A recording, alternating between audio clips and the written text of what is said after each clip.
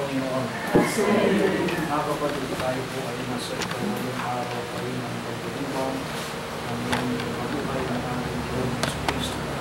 Huwebes, sumunod sa ikalawang araw, sa tabang ng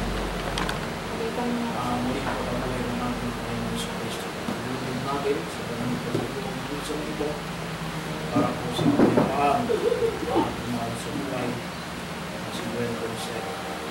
Paluluhin natin ang mga kapatid natin na mga na nasa piling ng buong may kapal na nagtamasa ng kaligayang walang katapusan pagpahagi ng pangako ng Jesus sa kanyang muling pagkabuhay. At upang maging karapat dapat tayong gumanap pag-isiyan natin ang ating mga kasalanan at mga kaibigan. Inaangkin po sa mga pagkabuhay ng Diyos at sa mga kapatid. Tuwa ang magkasama sa isip, sa salita, sa mga sabi ko. Kaya sinasama ko sa mga kaibigan, sa lahat ng mga aming mga banal, at sa inyong mga kapatid na pinagawin sa kanyang mga Diyos. Tawaan tayo ng makapangyarihang Diyos, manawagan tayo sa aming mga kasalanan, at magbabayan tayo sa buhay ko ng hanggan. Amen. Panginoon, tawaan kami. Panginoon, tawaan kami. Kristo, tawaan kami. Kristo, tawaan kami. Panginoon, tawaan kami. Panginoon, tawaan kami. Papuri sa Diyos sa kaitaasan.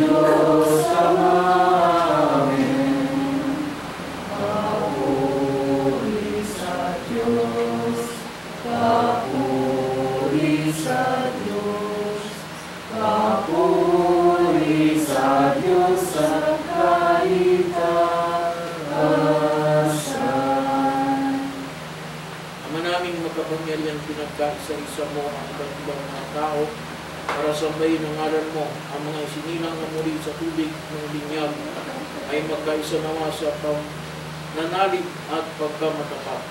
Sa pamamagitan ni Jesucristo kasama ng Espiritu Santo, magpasawalang hanggan. Amen.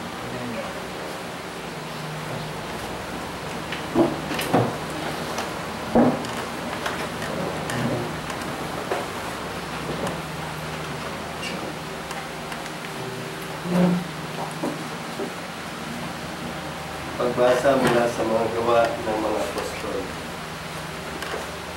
Noong mga araw na iyon, samantalang nakahawak ang pinagaling ni Pedro at Juan sa kanila sa may portiko ni Solomon, patakbong lumapit sa kanila ang mga taong takang-taka sa nangyari. Pagkakita ni Pedro sa mga tao, kanyang sinabi, "Mga Israelita, bakit kayo nanggigilala sa nangyaring ito? Bakit ninyo kami tinitingnan ng ganyan? Akala ba ninyo'y napalakad namin siya sa pamamagitan ng sarili naming kapangyarihan o kaya dahil sa aming kabanalan? Ang Diyos ni Abraham, Isaac at Jacob, ang Diyos ng ating mga ninuno, ang nagbigay ng pinakamataas na karangalan sa kanyang lingkod na si Jesus. Ngunit siya ibinigay ninyo sa may kapangyarihan at itinakwil sa harapan ni Pilato, gayong ipinasya na nitong palayain siya. Itinakwil ninyo ang banal at matuwid at isang mamamatay tao ang hiniling ninyong palayain. Pinatay ninyo ang pinagmumulan ng buhay, ngunit siya muling binuhay ng Diyos at saksi kami sa bagay na ito. Ang kapangyarihan ng pangalan ni Jesus ang nagpagaling sa lalaking ito. Nangyari ito dahil sa pananalig sa kanyang pangalan. Ang pananalig kay Jesus ang lubusang nagpagaling sa kanya, tulad ng inyong nakikita. At ngayon mga kapatid, batil kung hindi ninyo nalalaman ang inyong ginawa, gayon din ang inyong mga pinuno.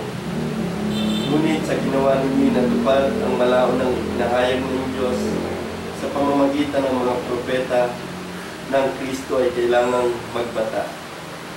Kaya't magsisi kayo at magbalik loob sa Diyos upang pawiin niya ang inyong mga kasalanan at bigyan kayo ng kaunting panahon ng pamamahinga.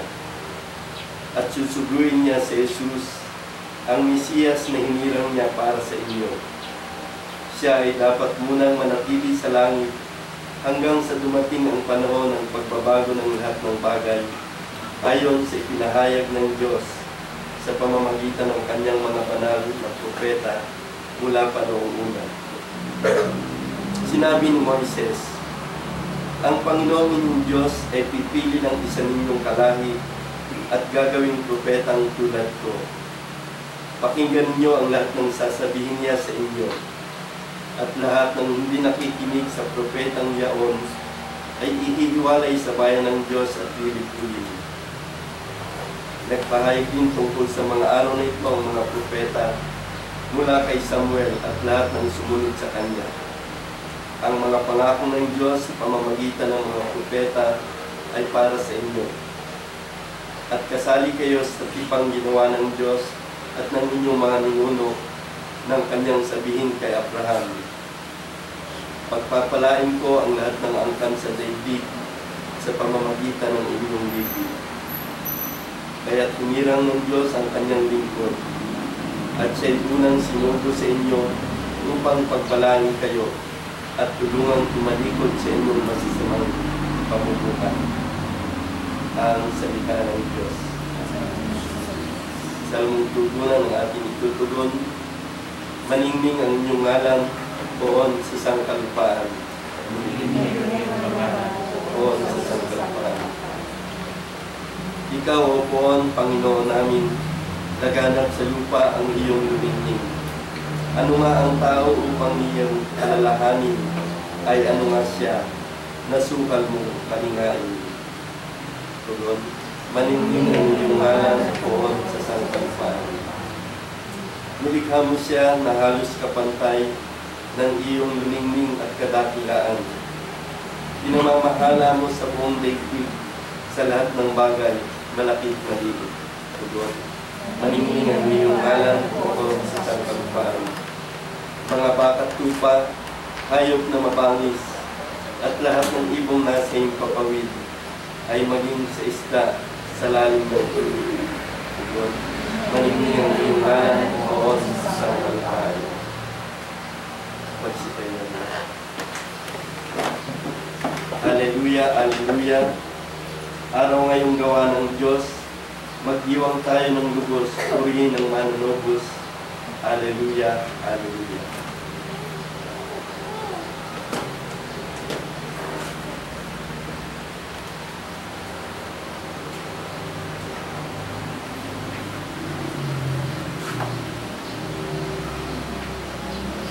Sumainyo ang Panginoon. Ang mabuting balita ng Panginoon ayon kay San Lucas.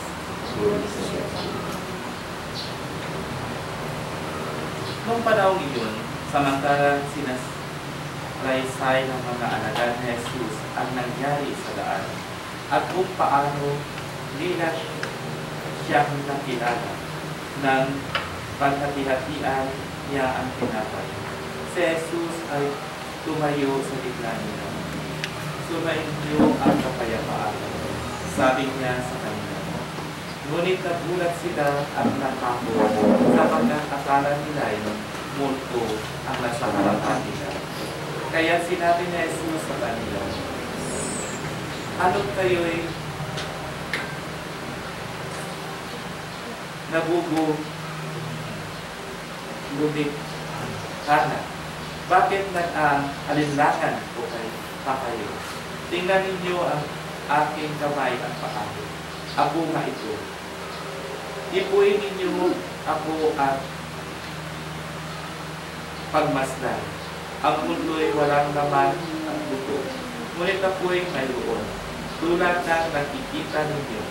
At pagkasabi nito, ipinakita niya sa kanila ang kanyang mga kamay at mga paa. At hindi pa rin sila nakapaniwala dahil sa malaking galak at pagkamangha. Tinanong sila ni Jesus, may makakain ba diyan? Siya ay binigyan nila ng kaputol na isdang inihaw. Kinuha niya ito at kinain sa harapan nila.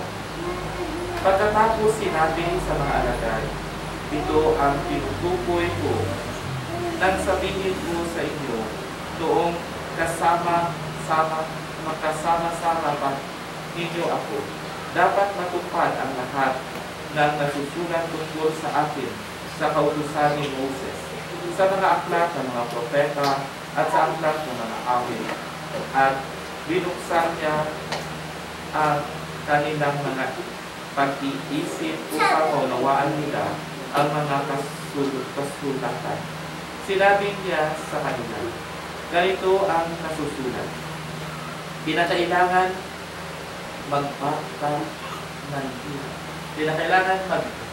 magbata ng hirap at mamatay ang Mesiyas at muling mabuhay sa ikatlong araw.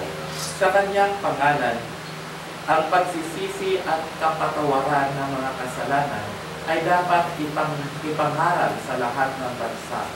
Magmula sa Jerusalem, kayo ang mga saksi sa mga bagay na ito. Ang mabuting balita ng Panginoon.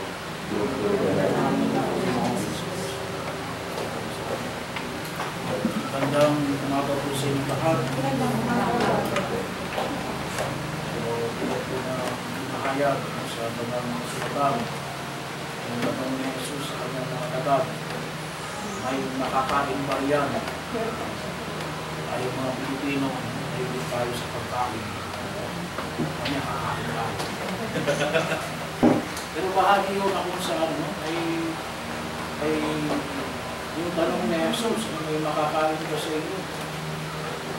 Alam mo, naalala ko po, siguro po ay may mga ibang mga foreigner na nagtatanong bakit daw tayong mga Pilipino ay professor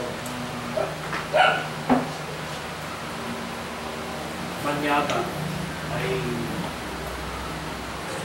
nagugulat siya sapagkat tayo mga Pilipino, tayo na tayo tinuturing na third world country, kahit na tayo ay hindi kasing yaman nila, ay palaging may pagkain, palaging nakapagkainan, lalo kapag panahon ng bakasyon, maraming piyesta.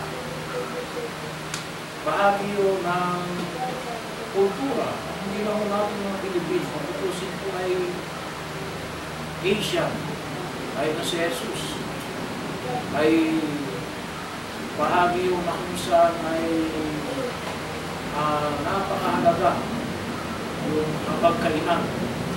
Kahit na yung pagdiriwang natin ng banal na misa, kahit na po yung ating Eucharistia, at kahit na po yung pinanggalingan ng Eucharistia, yung Passover feast, yung pag-alaala ng mga Israelita ng kanilang pagkaligtas mula sa Ehipto, ay bahagi pa rin ng image ng bangketa o banquet. So bahagi yun na kung saan ay napakalapit kahit na sa pamilya. Kaya po bahagi rin mo na kung saan ay iba pa rin yung pamilya na salos-halong kumain. Pero yun yung pamamaraan din na nakita ko natin na malalang binahagi sa atin na pwede kong sabihin na Jesus na ibang pamamaraan para masabi niya na siya talaga yung muling mabuhay. Meron sabi niya, ay meron bang makakain mo siya. Sapagkat isang pamamaraan na may pahayo niya na hindi siya multo, hindi siya katang-isip, hindi lamang siya binapanaginipan ng kanyang mga alagad, hindi lamang siya, kung tawagin po natin ay beam mula po sa makabagong panahon, image, o kung tawagin na po natin ay sa mga part na yun, may tinatawag na kanyang 7D, 7 dimension. Ang nakita mo dyan sa harapan mo na ayot o lao, andun talaga si Jesus, flesh and blood, ang kanyang muling pagkabuhay. So napakalaga po na magiging natin na ito isang pagdiriwang natin bilang mga mananampalatayang Kristiyano. So dito mo nakabase ang lahat ng ating pinaniniwalaan. Si Kristo ay muling pagkabuhay. Dito maging makahulugan yung kanyang paghihirap at pagkamatay. The whole of the Paschal mystery ay kinakailangang magtapos sa muling pagkabuhay ng ating Panginoon Yesu Kristo.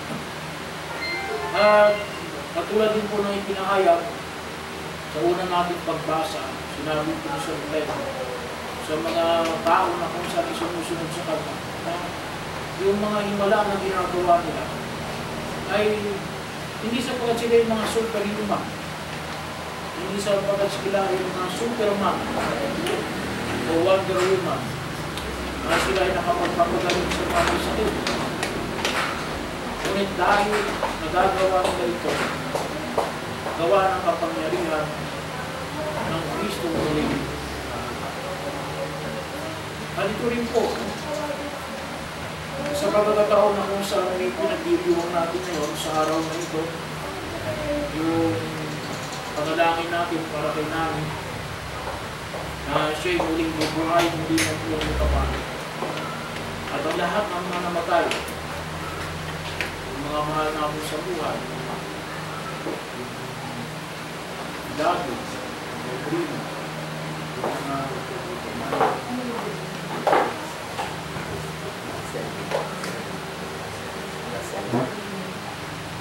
feeling,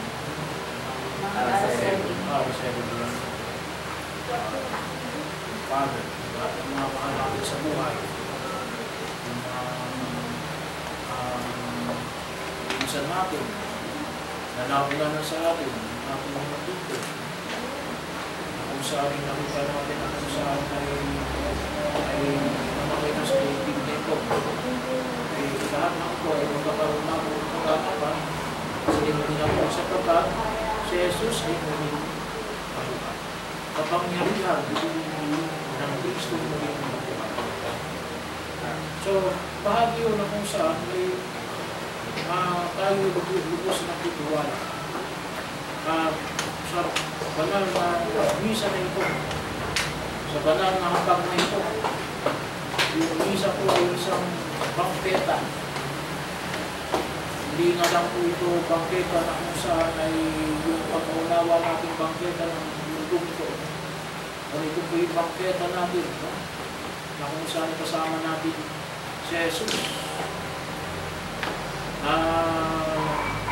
Siya yung pagkain na inihahandog niya sa atin. Kaya po na bahagi rin na kung saan napakahalaga na matanggap natin si Jesus. Kapag kung tinanong niya ako kung paano niya ipakita na siya yung muling na buhay, kung hindi siya nang makakain, ay huwag natin kalimutan na ang tinatanggap natin sa banal na parang pagdiriwang ng misa ay walang iba kundi ang Kristo muling na buhay. Hindi lamang ang Kristo nakapako sa krus, ngunit ang Kristo muling na buhay. At ito ang Kristo na muling na buhay na ito ang bibigay sa atin ang buong lakas para patuloy natin higit na kahapon na higit na ito. Mapahalagahan natin. Ito ay yung pinagtanong sa atin ang Diyos. Patuloy natin pasalamatan sa buhay na pinagtanong ng Diyos ng mga mahal natin sa buhay. Namin ang naging bahagi ng buhay natin ngayon sa mundo nito. Kaya, bahagi yun na kung saan ay makita ko natin na doon tayo kukuha ng lakas. Hindi sa kapangyarihan ng tao, hindi sa guna ng teknolohiya ng makabagong panahon na ito. Makatutulong po yan. Ha? Yung nakita natin kapangyarihan na nakita natin sa bibig niya. Pero ang lahat ng ito ay huwag natin kalimutan na nanggagaling din sa lahat sa lakas na tulong ni Kristo muli. Kaya po yung pag-aalaala natin sa banal na sa mga tao na kung saan ay iginugulog natin sa harapan ng pumutapan, nanawa ay sila ay makasama ng Diyos sa linggo ay ika-canonize sa 23rd ng unang bukas ng Second Vatican Council ay Pope John Paul II. Kabistahan din ng dakilang awa ng Diyos ay makita ba hindi lang po sila yung mga nasa langit. Ngunit yung lahat ng niniwala na tulad ng may tutulog natin, tulad ng mga mahal namin sa buhay, na maaaring hindi naman sila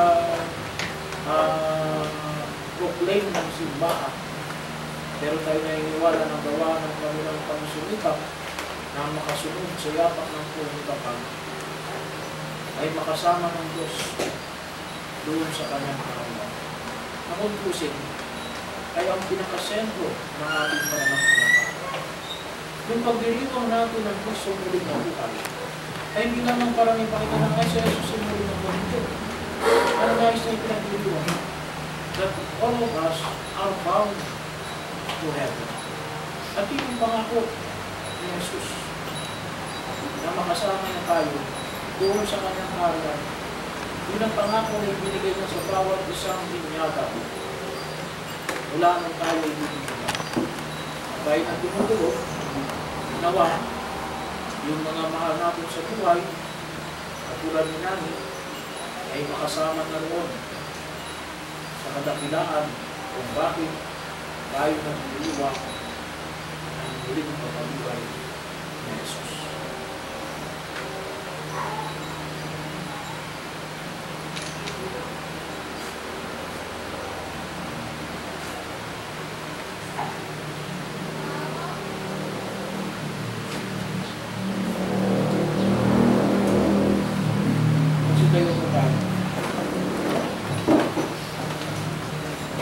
nag-aalaman ng Pasko ng pagkabuhay na natili tayong masigasig mga kapatid kong minamahal. Kaya kung pinagbigyan ng Ama ang anak niya ng nakikusap para sa ganang, kaya kanya rin kaulakan ang ating pinakahilingan.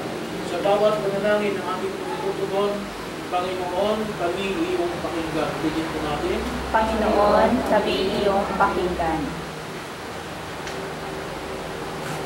Para sa mga nakakasiwa sa Kristiyanong sambayanan, upang ang tungkulin nila ay kanilang magpapalala sa kapakanan ng mga pinagkatiwala sa kanila, mga buting pastor ng mga nanalangin tayo sa Panginoon.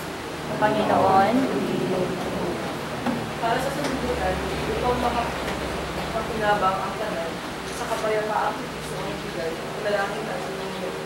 Panginoon, kami iyong pakinggan. Para sa mga kapatid natin ng Kristo ng Piratan, upang ang kanilang hapis ay humantong sa Lord ang hindi maaabot. Nang sinuwal mula sa kanila ang pakailanman, nanalangin tayo sa Panginoon. Panginoon, kami iyong pakinggan.